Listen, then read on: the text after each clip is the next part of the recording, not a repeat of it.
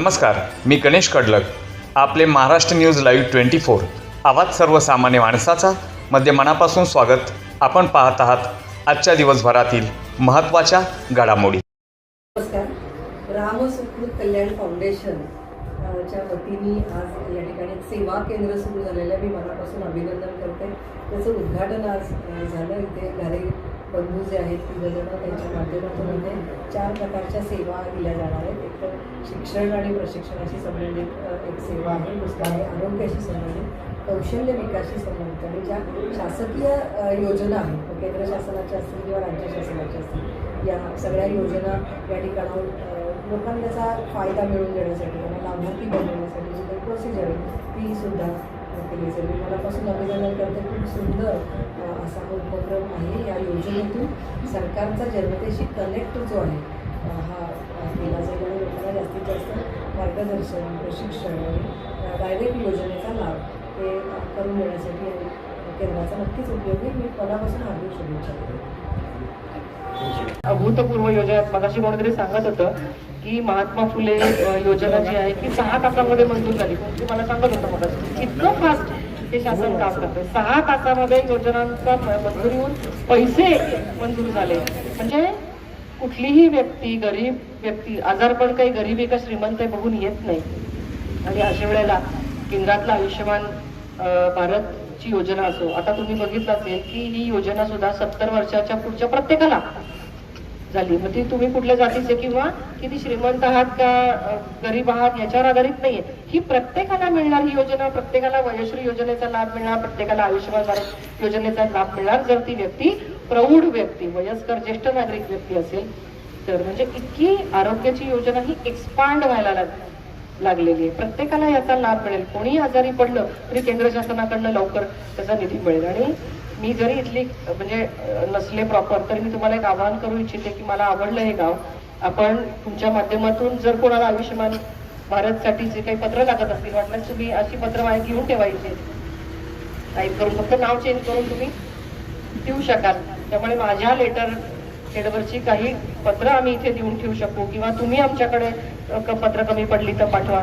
प्रत्येकाला केंद्र शासनाच्या कोणत्याही योजनेचा लाभ हवा असेल तर तुम्हाला सगळ्यांना या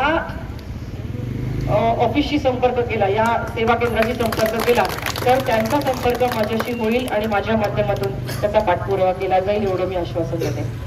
MS मी मनापासून समाधान व्यक्त करते.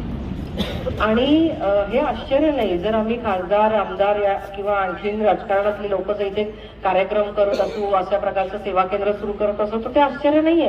कारण आमचं कामच आहे. तुम्ही आमच्यावरती जबाबदारी सोपवली तर आमची जिम्मेदारी आहे तुमचं काम करायची. पण ज्या फाउंडेशननी हा कार्यक्रम केला, मग अशीच तुम्ही सांगत होता की ते काही राजकीय हेतूने हा कार्यक्रम करत नाहीयेत. आणि किती सुंदर काम त्यांनी उभं केलंय.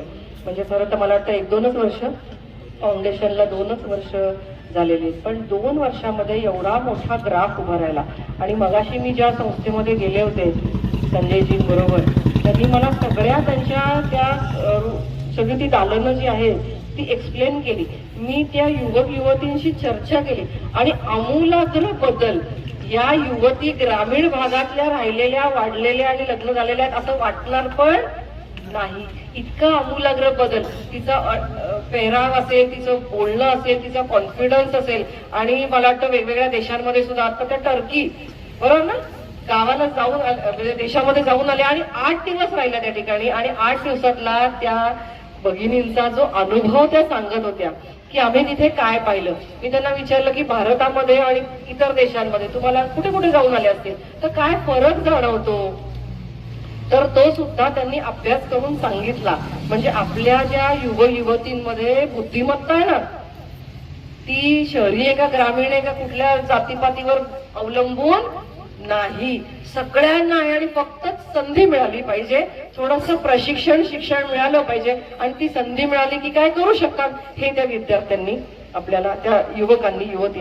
गावामध्ये ग्रामपंचायत असेल, तलाठी कार्यालय असेल, आरोग्य विभाग असेल, त्याचबरोबर कृषी विभाग असेल, या माध्यमातून या अडचणी सोडवणं प्रामुख्याने गरजेचं असतं. परंतु प्रत्येक नागरिकाला त्या ठिकाणी येऊन पोहोचणं आणि त्या माध्यमातून आपली अडचण सोडवणं काही वेळेस या ठिकाणी योग्य होत नाही आणि अशा परिस्थितीमध्ये या सर्व गोष्टी होण्यासाठी विकासामध्ये म्हणणार नाही, परंतु समाजकार्यामध्ये तळागाळातील लोकांना हातभार लावण्यासाठी मग वैयक्तिक लाभाच्या योजना असतील, शिक्षणासाठी मुलांना वेगवेगळ्या माध्यमातून त्या ठिकाणी मार्गदर्शन असेल योजना असतील, त्याचबरोबर आरोग्याच्या माध्यमातून असणाऱ्या अनेक अडीअडचणी आणि वेगवेगळ्या योजनांच्या माध्यमातून लाभार्थ्यांना लाभ मिळवून देणे असेल, अशी अनेक कामं हे तीनही बंधू गेल्या अनेक दिवसापासून करताना आपण पाहत आहोत.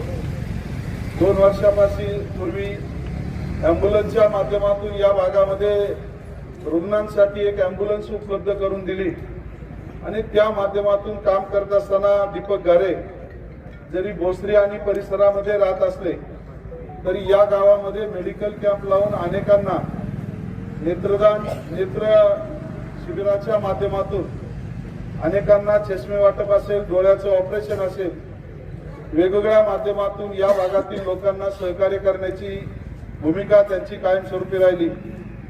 त्याची बातमी ह्या सगळ्या परिसरामध्ये झाली की मेधाताई कुलकर्णी आल्या, काही भूमिका त्या ठिकाणी घेतली.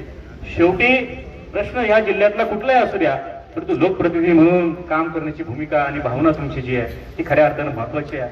आणि ह्या दावडी नगरमध्ये तुम्ही या ठिकाणी आलात, मला तुम्हाला तुमच्या ह्या तीनही घारी बंधूंनी खरं तर संभाजी आबा घारे राजकीय क्षेत्रामध्ये काम करतायत, परंतु त्यांचे संजयजी घारे जे आहेत ते उद्योगपती आहेत. कदाचित उद्योगपती माणसाला वाटेल की बाबा आयुष्यात आयटी मध्ये शिकलोय, तिकडे काम केलं तर लाखो रुपये त्यांना आज कोट्यवधी रुपये त्या ठिकाणी मिळवतात. पण त्यांना काय आवश्यकता नाही की दावडी गावामध्ये गेलं पाहिजे, त्याचं काम केलं पाहिजे, रामकृष्ण सारखं फाउंडेशन उभं केलं पाहिजे, 4 लोकांना त्याचा फायदा झाला पाहिजे ही भावना किंवा हे केलंच पाहिजे असं काही नाही. तरी उद्योगपती माणूस आहे, मोठा माणूस आहे. कदाचित त्यांनी ठरवलं असेल तर पुणे शहरामध्ये उद्या बँगलोर, महाराष्ट्राच्या देशाच्या कुठल्याही कानाकोपऱ्यामध्ये आपला आयटी हबच्या माध्यमातून हा माणूस काम करू शकला असता.